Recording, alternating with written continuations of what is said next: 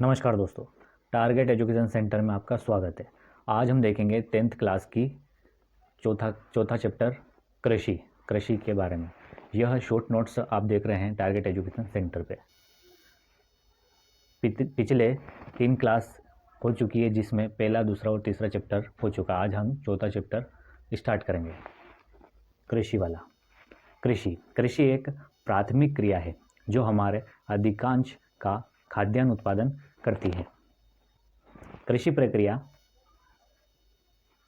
जुताई, खेत जोतना, मिट्टी को भुरभुरा करना, बुआई, बीज बोना, निराई, खरपतवार निकालना, सिंचाई, पानी डालना, खाद या उर्वरक डालना, कीटनाशक, कीड़े मारने वाली दवाई छिड़कना, कटाई, फसल पकाने पर कटाई करना, और दहलाई या गहराई, बालियों से बीज अलग करना।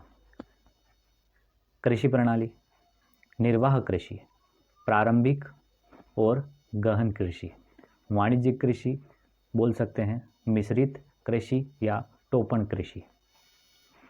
अब हम आगे देखेंगे प्रारंभिक जीविका निर्वाह कृषि किसे कहते हैं। जिस प्रकार की खेती से केवल इतनी उपज होती है कि उससे परिवार का पेट भर सके, उसे प्रारंभिक जीविका निर्वाह कृषि कहा जाता है। इस प्रकार की खेती जमीन के छोटे टुकड़े पर भी की जाती है। इसमें आदिम औजार और परिवार या समुदाय के श्रम का इस्तेमाल होता है। मुख्यतः मानसून पर जमीन की प्राकृतिक उर्वरता पर निर्भर करती है। इस प्रकार की कृषि में किसी स्थान विशेष की जलवायु के हिसाब से ही किसी फसलों का चुनाव किया जाता है। आप देख सकते हैं कि गांव में या तो पूरे परिवार लगकर खेती करते हैं या फिर वहाँ के समुदाय या गांव के कुछ लोग का श्रम लेकर खेती की जाती है। इसे कृतंग दहन खेती भी कहा जाता है।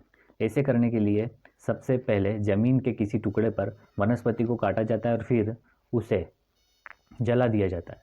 वनस्पति के जलने से जो राख बनती है उसे मिट्टी में मिला दिया जाता है। उसके बाद फसल उगाई जाती है। किसी जमीन के टुकड़े पर दो चार बार खेती करने के बाद उसे पड़ती छोड़ दिया जाता है और उसके बाद एक नई जमीन को खेती के लिए तैयार किया जाता है। इस बीच पहले वाली जमीन को इतना समय मिल जाता है कि प्राकृतिक तरीके से उसकी खोई हुई उर्वरता वापस आ जाती है। हमने देखा कि कृतंग कृषि। अब हम आगे देखेंगे गहन कृषि। जब कृषि बड़े भूभाग पर होती है और सघन आबादी वाले क्षेत्र में होती है तो उसे गहन जीविका कृषि कहते हैं। इस प्रकार की कृषि में जैव रसायन निवेशों और सिंचाई पर अत्यधिक इस्तेमाल होता है। गहन जीविका कृषि की समस्या पीढ़ी दर पीढ़ी जमीन का बंटवारा होने लगता है। इससे जमीन का आकार छोटा होता चला जाता है। छोटे आकार के भूखंड से होने वाली पैदावार लाभप्रद नहीं होती। इसके फलस्वरूप किसानों को रोजगार की तलाश में पलायन करना पड़ता है। यह गहन कृषि के बारे में था।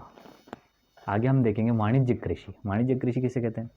जब खेती का मुख्य उद्देश्य पैदावार की बिक्री करना हो तो उसे वाणिज्यिक कृषि कहते हैं। इस प्रकार की कृषि में आधुनिक साजों और सामान का इस्तेमाल होता है। इसमें अधिकांश पैदावार वाले बीज, रासायनिक उर्वरक, कीटनाशक, खरपतवार का इस्तेमाल होता है। भारत में पंजाब, हरियाणा, पश्चिम उत्तर प्रदेश और महाराष्ट्र के कुछ भागों में बड़े पैमाने पर वाणिज्यिक कृषि होती है। इसके अलावा बिहार, पश्चिम बंगाल, तमिलनाडु आदि में भी इसी प्रकार की खेती होती है। रोपण कृषि किसे कहते हैं। रोपण कृषि जब किसी एक फसल को एक बड़े क्षेत्र में उपजाया जाता है तो उसे रोपण कृषि कहते हैं। इस प्रकार की कृषि में बड़ी पूंजी, बहुत सारे कामगार की जरूरत पड़ती है। रोपण कृषि से मिलने वाले उत्पाद अक्सर उद्योग के इस्तेमाल होता है। चाय, कॉफ़ी, रबड़, गन्ना, केला आदि रोपण कृषि के मुख्य फसल है। चाय का उत्पादन मुख्य रूप से असम और उत्तरी बंगाल के चाय बागानों में होती है। कॉफ़ी तमिलनाडु में उगाई जाती है।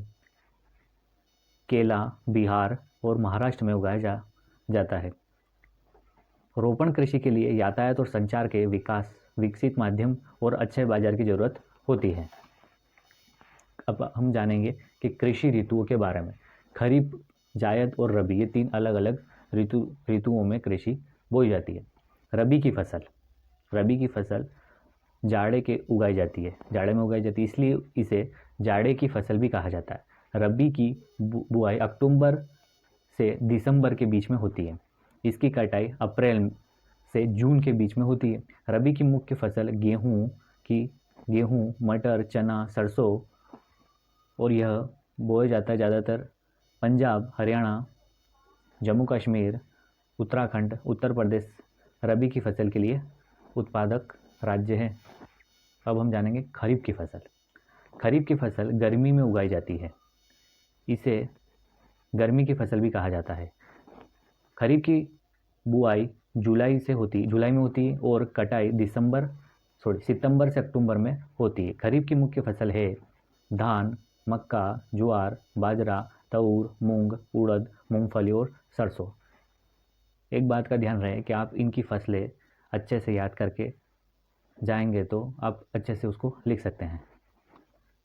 इसके राज्य है असम, पश्चिम बंगाल, उड़ीसा के तटवर्ती क्षेत्र, आंध्र प्रदेश, तमिलनाडु, केरल, महाराष्ट्र, उत्तर प्रदेश, बिहार। असम, पश्चिम बंगाल और उड़ीसा में एक साल में धान की 3 फसलें उगाई जाती हैं, जिसे आस, अमन या बोरे कहते हैं। अब हम जानेंगे जायद, जो गर्मी में आती है। जायद की फसल मौसम रबी और खरीफ के बीच आता है। इसमें तरबूज, खरबूज, खीरा और सब्जियां, चारे वाली फसलें उगाई जाती हैं। गन्ने की भी मौसम में इसी में उगाई जाती है, लेकिन उसे पूरी तरह से बढ़ाने में 1 साल का समय लगता है। कृषि की मुख्य फसलें कौन कौन सी है? तो कृषि की मुख्य फसल है जैसे कि चावल। चीन के बाद भारत दुनिया का दूसरा सबसे बड़ा उत्पादक देश है। धान की खेती के लिए जरूरी होता है उच्च तापमान, लगभग 25 डिग्री सेल्सियस से अधिक, आर्द्रता और 100 सेंटीमीटर से अधिक की सालाना वर्षा। यदि सिंचाई की सही व्यवस्था है तो धान को कम वर्षा वाले क्षेत्र में भी उगाया जा सकता है। अब धान की खेती पंजाब, हरियाणा, पश्चिम बंगाल, पश्चिमी उत्तर प्रदेश और राजस्थान में भी होने लगी है। ऐसा इसलिए संभव हो गया है कि इन क्षेत्रों में नहरों का सघन जाल बिछ गया है। गेहूं उगाने के लिए 50 से 75 सेंटीमीटर सालाना वर्षा जरूरी है। इसका वितरण समान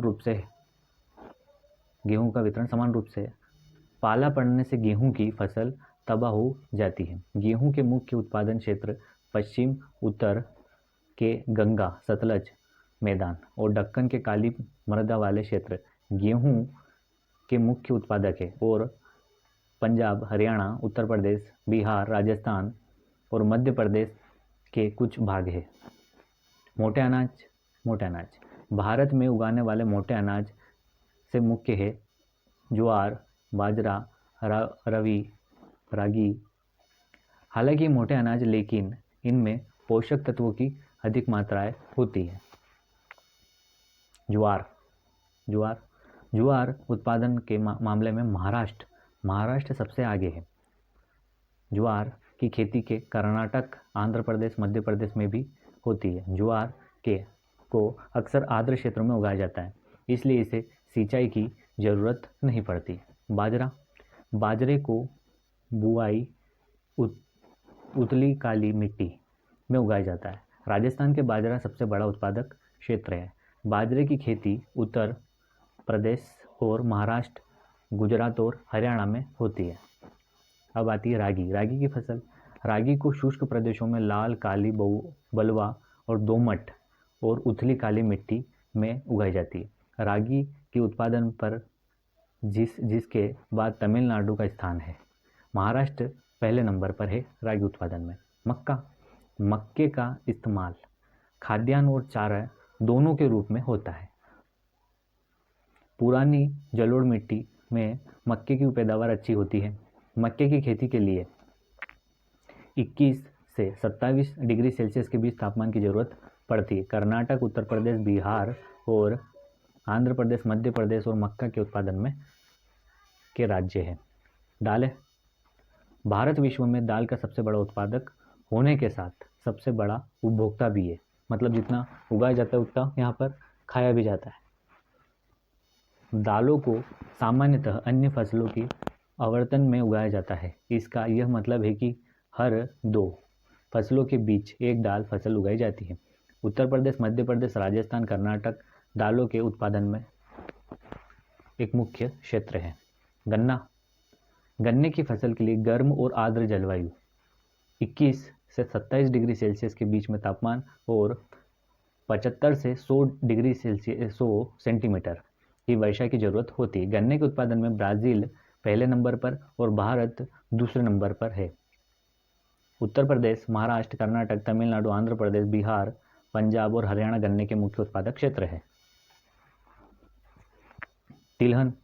भारत तिलहन का सबसे बड़ा उत्पादक है। मूंगफली, सरसों, नारियल, तिल, सोयाबीन, अरंडी, बिनोला, अलसी और सूरजमुखी भारत में मुख्यतः तेल के मुख्य स्रोत है। जैसे कि इनको उगा के इनका तेल निकाला जाता है, जिन्हें तिलहनी फसलें भी कहा जाता है। मूंगफली भारत में पैदा होने वाली तिलहनी मूंगफली का हिस्सा लगभग 50% है। आंध्र प्रदेश मूंगफली का सबसे बड़ा उत्पादक है। इसके बाद तमिलनाडु, कर्नाटक, गुजरात, महाराष्ट्र का स्थान है। आगे हम देखेंगे मूंगफली एक खरीफ फसल है। अलसी सरसों की रबी फसल है। तिल उत्तर भारत में खरीफ की फसल है और दक्षिण में रबी की फसल है। अरंडी को रबी और खरीफ दोनों फसलों में उगाया जाता है। अब हम देखेंगे चाय। चाय उष्ण और उपोष्ण कटिबंधीय जलवायु चाय की फसल के लिए अच्छी होती है। इसके लिए गहरी मिट्टी, सुगम जल और निकास वाले ढलवा क्षेत्रों की जरूरत पड़ती है। चाय के उत्पादन में गहन श्रम की आवश्यकता होती है। असम, पश्चिम बंगाल, तमिलनाडु, केरल राज्य के मुख्य उत्पादक है। दार्जिलिंग की पहाड़ी अपनी खास चाय के लिए मशहूर है। चाय भारत का सबसे बड़ा उत्पादक है। कॉफ़ी। चाय की तरह कॉफ़ी को भी बागानों में उगाया जाता है। भारत में सबसे पहले यमन और अरबिका किस्म की कॉफ़ी की शुरुआत हुई थी। कॉफ़ी को बाबा बुदन पहाड़ी में उगाया जाता है। बागवानी फसलें। भारत में उष्ण और शीतोष्ण कटिबंधीय फसलों का उत्पादक होता है।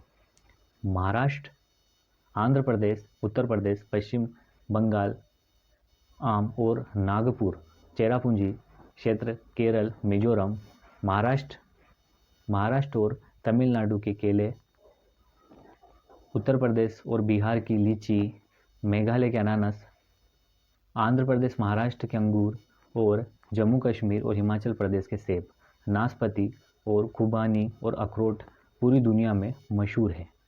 भारत सब्जी और फसलों का सबसे बड़ा उत्पादक है। भारत में पूरे विश्व के उत्पादक की 13% सब्जियां पैदा होती है और भारत मटर, गोभी, प्याज, बंद गोभी, टमाटर, बैंगन, आलू एक मुख्य उत्पादक है।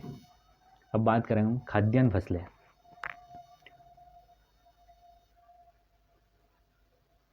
अखाद्यान्न फसलें।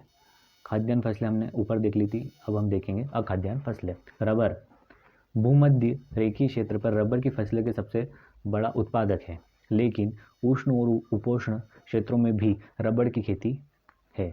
रबर की खेती के लिए आर्द्र और नम जलवायु की जरूरत पड़ती है। 200 सेंटीमीटर अधिक वर्षा होती है और 25 सेंटीमीटर से अधिक तापमान रहता है। भारत में रबर की मुख्य खेती केरल, तमिलनाडु, कर्नाटक, अंडमान निकोबार द्वीप समूह और मेघालय की गारो पहाड़ियाँ में होती है। रबर के उत्पादन में भारत विश्व का 5वां स्थान रखता है। अब हम देखें कपास। भारत कपास का तीसरा सबसे बड़ा उत्पादक है। कपास की खेती दक्कन पठार के मुख्य शुष्क भागों की काली मिट्टी में होती है। कपास की अच्छी पैदावार के लिए उच्च तापमान, हल्की वर्षा और 210 पाला रहित 3 तेज और धूप की जरूरत होती है। कपास की फसल को पकने में 6 से 8 महीने लगते हैं। महाराष्ट्र, गुजरात, मध्य प्रदेश, कर्नाटक, आंध्र प्रदेश, तमिलनाडु, हरियाणा और उत्तर प्रदेश कपास के मुख्य उत्पादक हैं। जूट जूट के लिए अच्छी जल निकासी वाली बाढ़ के क्षेत्र में मैदानों की उपजाऊ मिट्टी की जरूरत पड़ती है। जूट के मुख्य उत्पादक पश्चिम बंगाल, बिहार, असम, उड़ीसा और मेघालय है। औद्योगिक और संस्थागत सुधार। स्वतंत्रता के पश्चात देश में संस्थागत सुधार करने के लिए जोतों की चकबंदी और सहकारिता तथा जमेदारी आदि समाप्त करने की प्राथमिकता दी गई। प्रथम पंचवर्षीय योजना में मुख्य सुधार पर लक्ष्य रखा गया और पैकेज टेक्नोलॉजी आधारित हरित क्रांति और श्वेत क्रांति विकास कुछ क्षेत्रों तक सीमित। 1980 से 1990 के दशकों में व्यापक भूमि विकास कार्यक्रम शुरू जो संस्थागत और तकनीकी सुधार पर आधारित था। सूखा, बाढ़, चक्रवात, आग और बीमारी के लिए फसल की बीमे के लिए प्रावधान।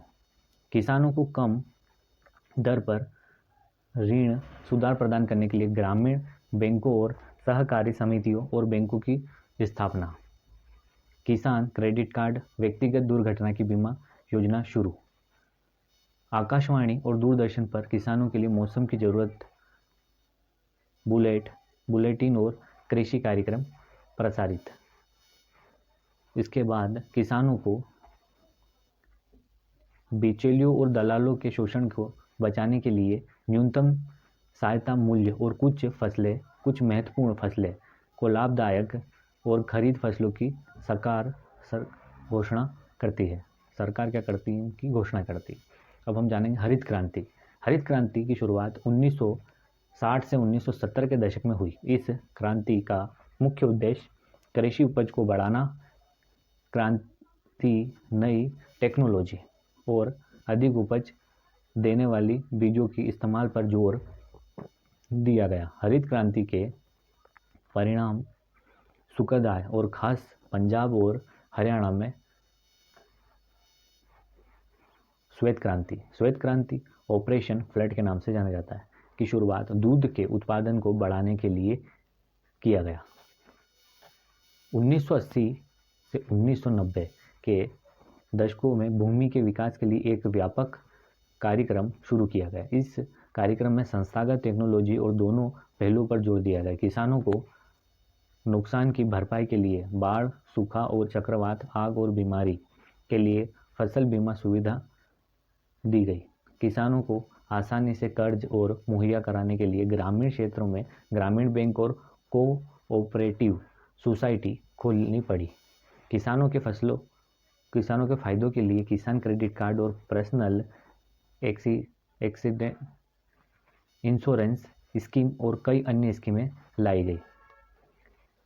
सरकारी टेलीविज़न पैनल और रेडियो पर कृषि संबंधित कार्यक्रम प्रसारित किए जाते और मौसम की बुलेटिन भी आती। सरकार न्यूनतम समर्थन मूल्य की घोषणा करती और उस मूल्य पर सरकार किसानों को अनाज खरीदती ताकि बिचौलियों को कुचल कर तोड़ दिया जा सके। वर्तमान में स्थिति क्या है? वर्तमान में कृषि की हालत अच्छी नहीं है। इस क्षेत्र के विकास तेजी से नीचे गिरा। आयात शुल्क और कटौती के कारण यहाँ के किसानों को अंतर्राष्ट्रीय बाजारों की कड़ी टक्कर मिल रही। कृषि क्षेत्र में निवेश नहीं हो पा रहा। इस क्षेत्र में रोजगार के नए अवसर नहीं पनप रहे। सकल घरेलू उत्पाद जीडीपी में कृषि भागीदारी 1951 से लगातार गिर रही। इसके बावजूद अभी भी कृषि ही सबसे ज़्यादा लोगों को रोजगार मुहैया कराता है। कृषि में होने वाली गिरावट के भयानक परिणाम हो सकते हैं क्योंकि इसका प्रभाव पूरी अर्थव्यवस्था पर पड़ता है। कृषि के आधुनिकीकरण के लिए सरकार का काम कर रही है।